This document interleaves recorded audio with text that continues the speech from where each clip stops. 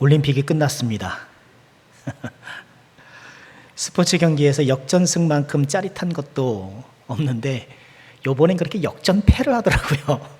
아이고 좀 이기지 그냥 하나 치면은 이길 텐데 잘 안 되나 보더라고요.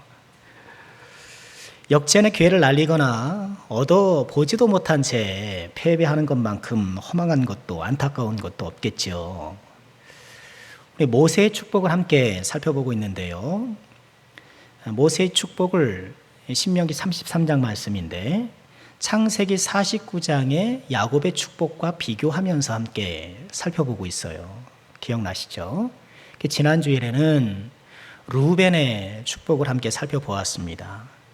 창세기 49장 야곱의 축복과 신명기 33장 모세의 축복 사이에는 시간적으로 약 470년, 500년 가까운 세월의 차이가 있어요.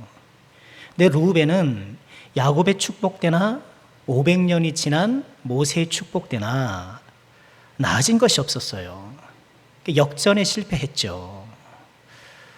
자, 오늘은 레위의 축복을 함께 살펴보려고 하는데요. 루벤이 역전에 실패했다고 한다면 레위는 역전에, 그것도 대역전에 성공한 그런 사례입니다.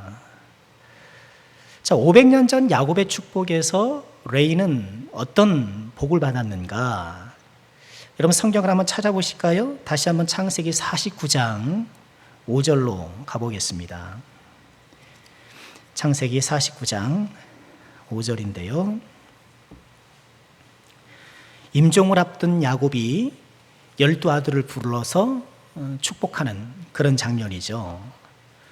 창세기 49장 5절에 보면 자막 없어요. 찾으셔야 돼요. 창세기 49장 5절에 보면 제가 읽겠습니다. 시므온과 레위는 형제요 그들의 칼은 폭력의 도구로다. 내 호나 그들의 모의에 상관하지 말지어다. 내 영광아 그들의 집회에 참여하지 말지어다. 그들이 그들의 분노대로 사람을 죽이고 그들의 혈기대로 소의 발목 힘줄을 끊었음이로다. 그 노여움이 혹독하니 저주를 받을 것이요 분기가 맹렬하니 저주를 받을 것이라. 내가 그들을 야곱 중에서 나누며 이스라엘 중에서 흩으리로다. 아버지 야곱이 임종을 앞두고 시므온과 레위를 축복하는데 사실상 축복이 아니라 저주예요. 폭력의 도구다. 너희도 폭력의 도구였다. 이렇게 혹평하고 분노대로 사람을 죽이고 혈기대로 소의 발목을 끊었다. 그리고 7절에 보면 저주를 받을 것이요 또 저주를 받을 것이요. 저주를 두 번이나 얘기를 해요. 자, 두 번 반복은 뭐예요?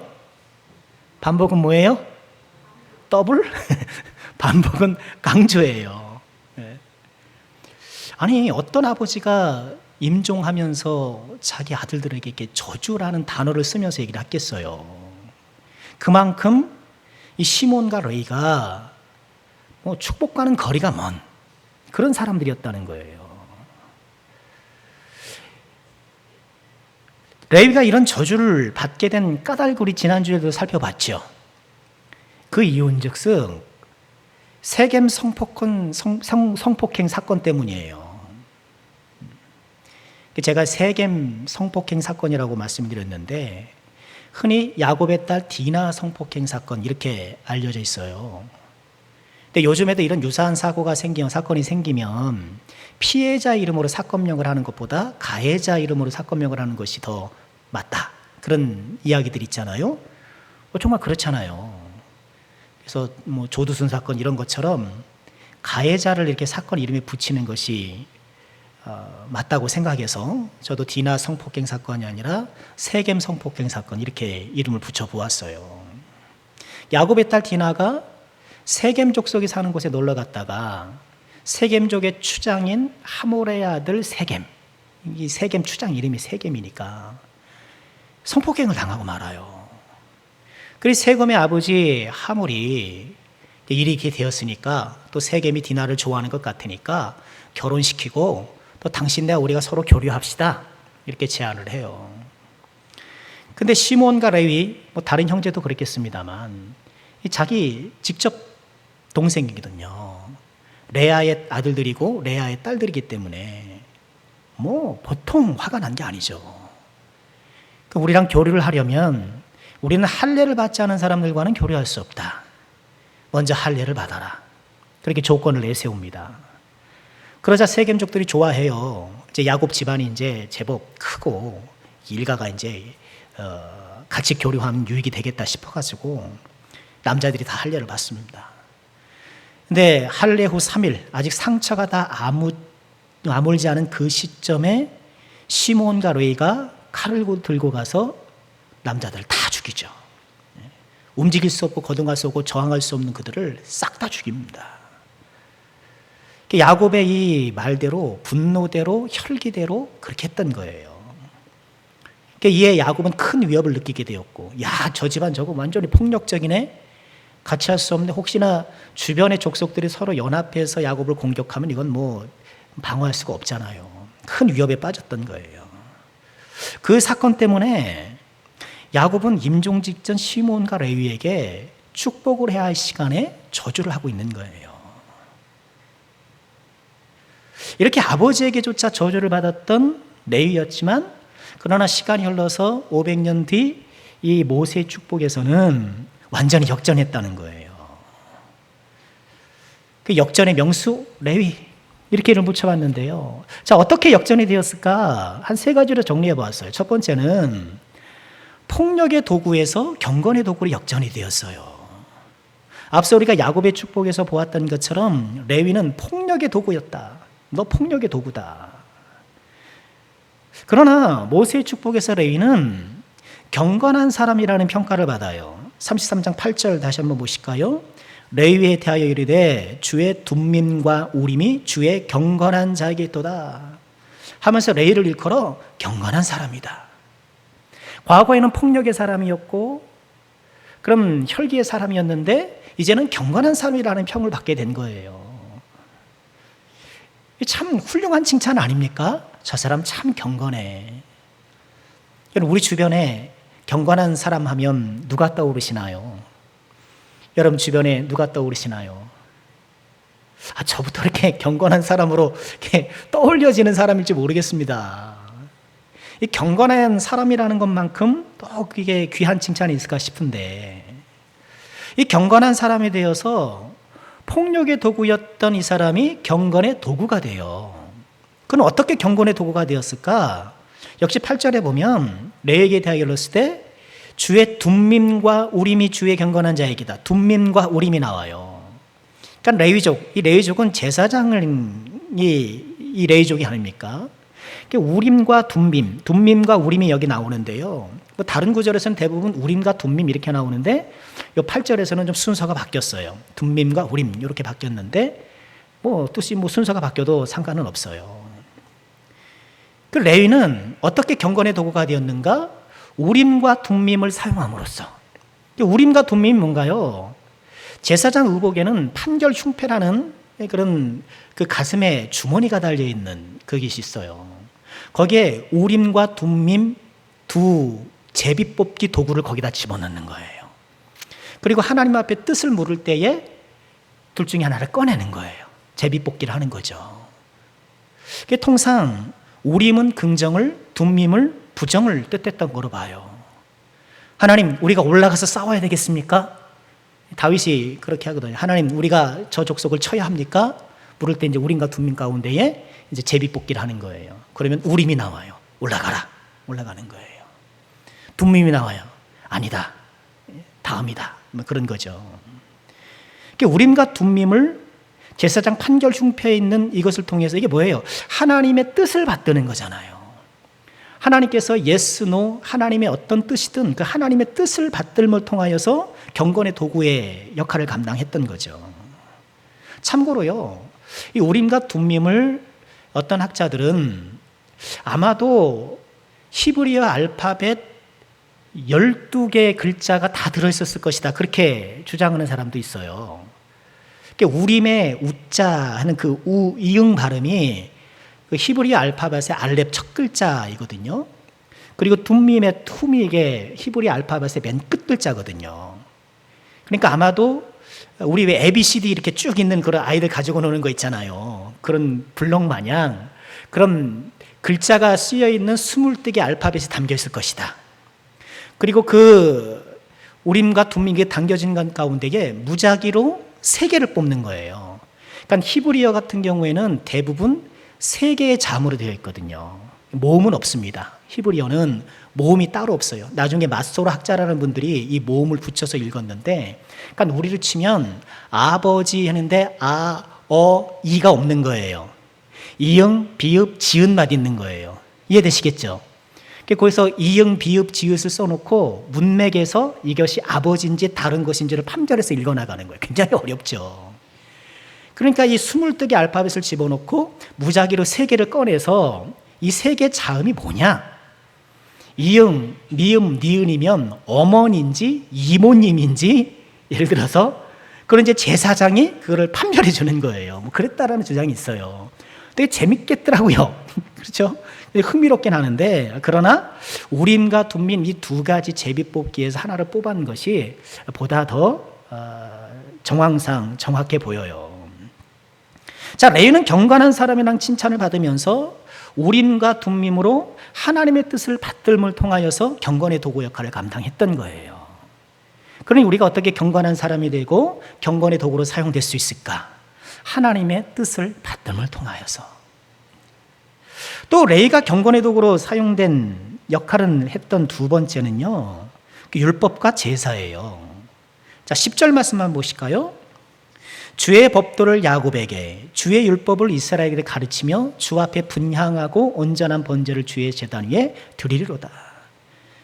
지금 레위가 어떤 일을 하고 있다는 거예요? 레위 지파가 하는 일들이 주의 법도를, 율법을 이스라엘에게 가르치고 하나님의 말씀을 해석해주고 적용해주고 이렇게 가르치는 일을 했고, 또 주 앞에 분향하고 온전한 번제를 제단 위에 드리는 것, 율법을 가르치고 제사를 집전하고 이런 레위에게 주어진 책무를 잘 감당함을 통하여서 경건의 도구 역할을 수행했다는 거예요. 여러분, 오늘날 레위 지파가 누군가요? 목사님이요? 아니에요. 그렇지 않아요. 오늘날 레위 지파는 물론 목회자는 그런 형식과 유사한 측면이 있으나 목회자가 레위 지파가 결코 아닙니다. 그리고 지파라는 것이 사실 현대 이 신약 교회에서는 있을 수 없는 것이죠. 그러니까 우리 모두가 영적인 레위 지파인 거예요. 그럼 우리가 어떻게 하나님 앞에 경건한 사람이 되고 경건한 도구로 쓰임 받는가? 뭐예요? 레위가 자기 직분의 충실을 감당했던 것처럼 내 직분을 충실하게 감당하는 거예요. 우림과 둠밈을 통해서 하나님의 뜻을 헤아리고 하나님의 뜻을 받들어 모셨던 것처럼 나에게 주어진 직분, 나에게 주어진 역할들을 잘 감당하는 거예요. 이 율법을 가르치고 특별히 제사를 드리는 것은 레위 지파, 이 제사장들에게만 허락된 거잖아요. 누구도 할 수가 없어요. 권력 있는 왕이라 하더라도 제사장을 노릇할 수 없는 거예요. 사울 왕이 그 노릇했잖아요. 사무엘이 늦게 오니까 본인이 급하니까 막 제사를 본인이 막 했잖아요. 뭐 그러다가 결국 왕위를 박탈당하고 말았고, 우시아 왕도 그랬어요. 이제 권력이 세지고 나라가 든든해지고 왕권이 높아지니까 본인이 막 제사를, 성벽에 들어가서 제사를 드리다가 문둥병이 되고 말았죠. 자, 오늘날 우리는 우리에게 주어진, 우리 각자에게 주어진 그런 직분들을 잘 감당함을 통해서 경건한 사람이 되고 경건의 도구가 된다는 거예요. 자, 레위는 이렇게 역전됐어요. 야곱의 축복에서는 폭력의 도구였으나 500년 뒤 모세의 축복에서는 경건의 도구로 역전이 된 거예요. 이런 역전 인생, 우리들은 역전 인생이 되시길 바랍니다. 어떻게 해요? 하나님의 뜻을 잘 준행함을 통하여서, 또 나에게 주신 직분을 잘 감당함을 통하여서. 자, 레위의 역전 2번째를 보시게 되면 분노대로에서 말씀대로, 분노대로에서 말씀대로예요. 앞서 창세기 49장에서 야곱의 축복, 사실상 저주 그 내용 가운데 어떻게 말하고 있습니까? 6절, 49장 6절을 보시면 요건 자막에 있습니다. 내후나 그들의 모의에 상관하지 말지어다. 내 영광과 그들의 집회에 참여하지 말지어다. 그들이 그들의 분노대로 사람을 죽이고 그들의 혈계대로 소의 발목에 힘줄을 끊었다. 500년 전 레위에 대해서는 분노대로 살았다는 거예요. 혈기대로 살았다는 거예요. 감정의 지시를 따라 살았다는 거예요. 그러나 오늘 33장 9절 모세의 축복에서는 하반절에 그러죠. 주의 말씀을 준행하고 주의 언약을 지켰습니다. 그전에는 분노대로 혈기대로 감정대로 살았는데 이제는 뭐대로요? 말씀대로 살았다라는 거예요. 감정대로 사는 건, 우리는 가만히 보면 참 감정대로 살기 쉽잖아요. 요즘 코로나 지금 와중에 지금 델타 바이러스가 우세종이 됐다는 것 아닙니까? 지금 뭐 퍼져 있는 바이러스 가운데는 델타 바이러스가 대부분이라는 거 아니에요. 우세종. 여러분, 요즘 내 마음에 우세 감정은 뭐예요? 우리 감정에 여러 것들이 있잖아요. 슬픔, 기쁨, 뭐 여러 가지가 있을 수 있잖아요. 이 여러 가지 감정 가운데에 요즘 내 마음의 우세 감정이 뭔가? 이 감정이라는 것은 성격상 내 마음을 선점하는 감정이 우세 감정이 되기 쉬워요. 선착순이에요, 선착순. 어떤 감정이 우선 나에게 마음을 딱 장악하면 그것이 우세 감정이 되기 쉬워요. 그래서 첫인상이 중요한 것 아닙니까? 어떤 사람을 만났는데 그 첫인상, 그 첫 감정이 부정적이면, 그 첫인상이 부정적이면 그것을 극복하기 되게 어려워요. 반면에 첫인상이 좋으면 유리해요. 그렇죠? 아니에요? 첫인상이 유리하면 유리한 게. 근데 첫인상이 나쁜 거하고 첫인상이 좋은 것하고 어느 게 더 오래 갈까요? 나쁜 게 더 오래 가요. 나쁜 게 더 오래 가요. 내 마음을 선점하고 있는 우세 감정이 무엇인가? 날도 덥고 코로나 때문에 이것저것 참 뭐 힘들고 하니까 짜증이 우세 감정은 아닌가? 불평과 불만이 우세 감정은 아닌가? 혹은 레이처럼 어딘가 모르게 좀 화가 나 있는 분노의 마음이 이렇게 우세 감정이 아닌가? 우리 돌아봤으면 좋겠어요. 여러분, 우세 감정이 뭐예요? 레위에 있어서 500년 전 레위에게 있어서 우세 감정은 분노였어요. 혈기였어요. 그리고 그 감정의 지배를 받고 감정의 지시에 따라서 그렇게 악행을 저지른 거예요. 여동생이 그런 험한 일을 당했으니 분노가 일어나는 것은 뭐 일어날 수 있다고 쳐요. 그죠?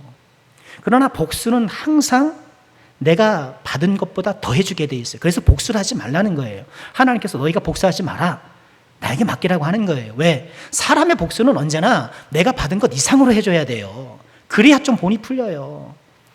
누가 나에게 뺨을 때렸다 치면 그 사람은 이빨을 다 뽑아놔야 내가 속이 시원할까 말까 해요. 사람의 감정이 그런 거거든요.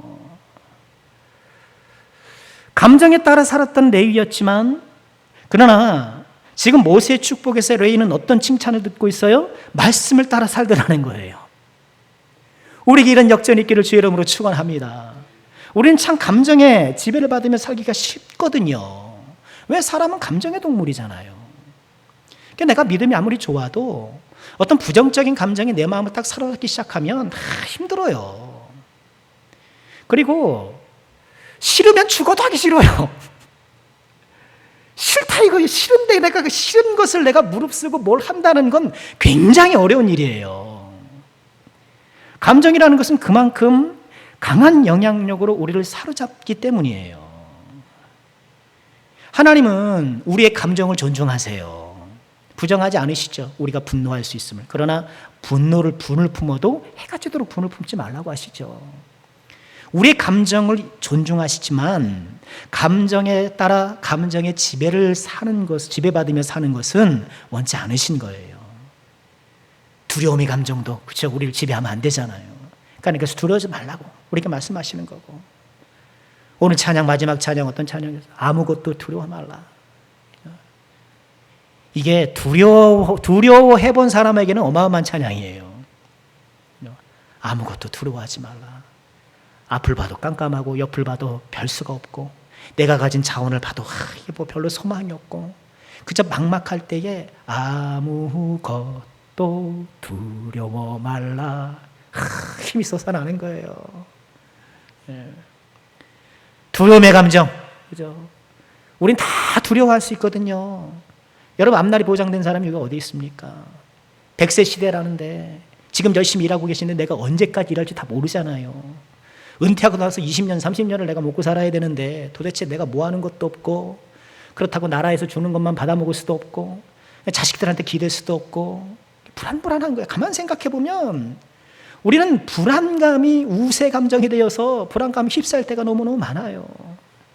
그럴 때도 하나님께서 어떻게 해요? 하나님께서 우리에게 힘 주시고 그런 감정에 지배받는 것이 아니라 하나님의 말씀을 통해서 우리에게 용기를 주시고 하나님께서 약속으로 우리 오전 예배 살펴보는 것처럼 하나님의 언약의 말씀으로 노아에게 힘을 주셨던 것처럼 여전히 하나님의 다양한 약속으로 두려움이라는 감정에 휩싸여 힘들어할 수 있는 우리들에게 힘과 용기를 주시는 것이죠. 자, 우리는 감정의 지배를 받는 것이 아니라 말씀의 지배를 받는 사람. 이를 통하여서 인생 역전의 은혜를 누리는 우리가 될 수 있기를 주님의 이름으로 축원합니다. 자, 레위의 역전 세 번째는요. 저주의 흩어짐에서 축복의 흩어짐으로 역전한 거예요. 야곱의 축복, 그죠? 야곱의 축복이 아니라 사실상 저주. 야곱의 축복이라 했는데 제가 막 저주라고 하긴 뭐 하는데 약간 내용상 저주. 그죠? 어떻게 되어 있나요? 창세기 49장 7절 다시 보시면 그 노염이 혹독하니 저주를 받을 것이요 분기가 맹렬하니 저주를 받을 것이라 내가 그들을 야곱 중에서 나누며 이스라엘 중에서 흩으리로다. 야곱 중에서 나누고 이스라엘을 흩어버리더라. 이렇게 말씀을 하셨어요. 야곱의 이 예언은 그대로 이루어져요. 그러나 레위의 흩어짐은 야곱이 말했던 저주의 흩어짐이 아니라 축복의 흩어짐으로 변환되어서 이루어져요. 이게 놀라운 하나님의 역사예요. 레위는 이스라엘 중에서 난이었잖아요.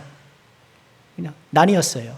하나님께서 이스라엘 12배 지파 중에서 레위를 특별히 이스라엘의 모든 장자를 대신하는 특별 지파로 이렇게 열외시키셨어요. 열애시켰고 레위가 빠져나간 이 자리, 그러니까 12는 채워져야 되잖아요. 그럼 이 12는 어떻게 채워졌나요? 요셉의 두 아들 에브라임과 므낫세가 대신 들어옴으로 레위는 빠졌지만 12지파는 그대로 유지가 되는 거예요. 그러니까 레위는 하나님의 성막을 섬기고 혹은 성전을 섬기는 이 특별 임무를 위해서 이스라엘 중에 야곱 중에 나뉘어졌고 이스라엘 중에 흩어졌어요. 흩어졌다는 게 뭔가요? 레위 지파는 특별 지파로 구별되었기 때문에 가나안 땅을 분배받았을 때 레위 지파목이 있었나요? 없었어요. 레위 지파는 땅을 분배받지 못했어요. 대신에 가나안의 특정 지역이 아닌 이스라엘 전역에 골고루 퍼져 살게 되었어요. 그러니까 각 지파들은 레위인들이 사는 성읍을 내어줘야 했어요. 민수기 35장 4절에 보면 하나님께서 이렇게 말씀을 하셨어요. 너희가 레위인에게 줄 성읍들의 들은 성벽에서부터 밖으로 사방 1000규빗이라.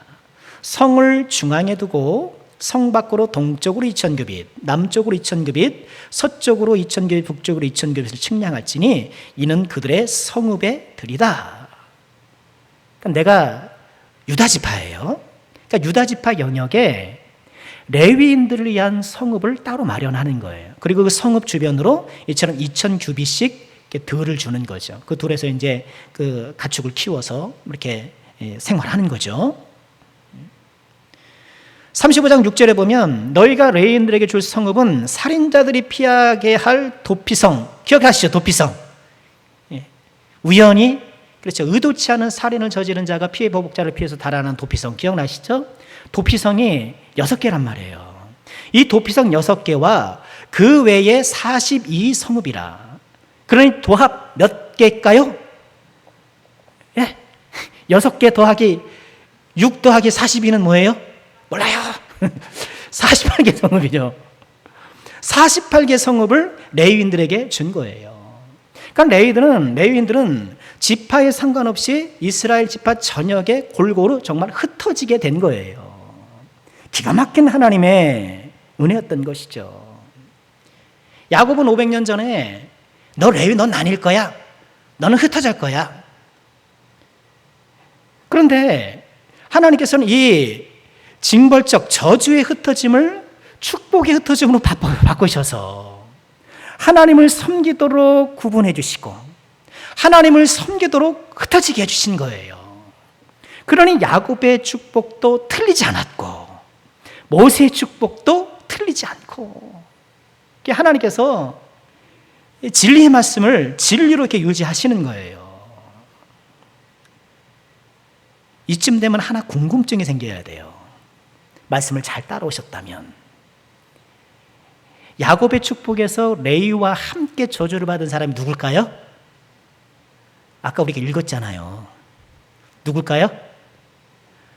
크게요. 누굴까요? 시므온. 그럼 시므온은 모세의 축복에서는 어떻게 되었을까? 여러분 찾아보세요. 찾아봐도 안 나와요. 눈이 뚫어져라. 성경책 종이가 뚫어져라. 시므온을 찾아봐도 안 나와요. 모세의 축복에 있어서 시므온은 등장하지도 않아요. 그래서 학자들은 이 시므온 지파가 이제 유다 지파보다 아래 지역을 이렇게 분배받았거든요. 시므온 지파가 유다 지파에 이렇게 합쳐졌을 것이다. 흡수되었을 것이다. 그렇게 보고요. 그렇기 때문에 지금 여기선 시므온 지파는 나오지 않아요. 그러니까 시므온과 레위, 시므온이 먼저 나오잖아요. 시므온과 레위가 야곱의 축복에 있어서는 둘 다 저주의 대상이었는데 레위는 역전에 성공했고 시므온은 루벤처럼 역전에 실패해서 어떻게 해요? 정말 흩어지고 마른 거예요. 사라지고 만 거예요. 똑같은 아들인데 엄마도 똑같잖아요. 레아. 똑같은 엄마 뱃속에서 나와서 똑같이 잘못했단 말이에요. 같이 가가지고 칼로 그냥 연합해가지고 둘이 다 했단 말이에요. 똑같은 엄마 뱃속에서 나와가지고 똑같은 짓을 저질렀음에 불구하고 누구는 역전하고 누구는 역전하지 못하더라는 거예요. 같은 교회를 다니면서 똑같은 목사의 설교를 들으면서 요즘 우리가 밥을 안 먹지만 교회 식당 밥 똑같은 밥에 똑같은 반찬 그죠? 그거 먹으면서 역전에 성공하는 성도와 역전을 성공하지 못하는 성도가 있을 수 있다는 것. 우리 사랑하는 남성교회 모든 권석들은 역전에 성공하시는 레위 같은 죄 정도를 내시기를 주의 이름으로 축원합니다. 자, 그럼 이런 레위에게 하나님은 어떤 복을 내리실 것으로 약속하시는가? 우리 11절 말씀 보실까요? 이렇게 역전에 성공한 레위를 향하여서 함께 읽습니다. 여호와여 그의 재산을 풍족하게 하시고 그의 손의 일을 받으소서. 그를 대적하여 일어나는 자와 미워하는 자의 허리를 꺾으사 다시 일어나지 못하게 하옵소서. 이 말씀이 우리 사랑하는 모든 주의 종들의 인생 가운데에 있는 그대로 이루어지기를 다시 한번 주의 이름으로 축원합니다. 어떤 은혜를 주셔요? 재산을 풍족하게 하시고. 근데 재산을 풍족하게 하신다는 것을 이면을 살펴보면 여러분 레위는 일하는 사람들이 아니잖아요. 그죠? 자기 기업이 있으니까, 기업 없으니까. 그럼 레위의 재산이 풍족하다라는 것은 뭐예요? 이스라엘 백성들이 예배를 잘 드리고 예배를 드려서 하나님 앞에 제사를 드리고 제사 제물의 일부를 레위인들에게 돌려드렸잖아요. 그걸 먹고 살았단 말이에요. 그러니까 레위의 재산이 풍족하다고 하는 것은 예배가 활성화되고 이스라엘 전역에 제사가 이 하나님께 올려드리는 제사가 부흥이 있고 이스라엘 백성들의 형편이 더 풍성해지고 그런 것을 여기 함의하고 있는 거예요. 재산이 풍족하고 그의 손의 일을 받으소서. 손의 일을 받으소서. 여러분 우리가 손으로 하는 일, 또 내일부터 우리가 직장 나가서 열심히 일할 것 아닙니까? 그죠? 이 무더위에도 열심히 내가 손으로 일하는데 내가 손으로 일하는 것을 하나님께서 받으시는가? 하나님께서 그것을 귀히 여겨주시고 그것을 또 하나의 생활의 예배로 받으시고 흠양해 주시는 것 얼마나 큰 은혜요 복이에요. 그를 대적하여 일하는 자와 미워하는 자의 허리를 꺾어주세요. 우리 인생을 대적하는 자들이 얼마나 많습니까?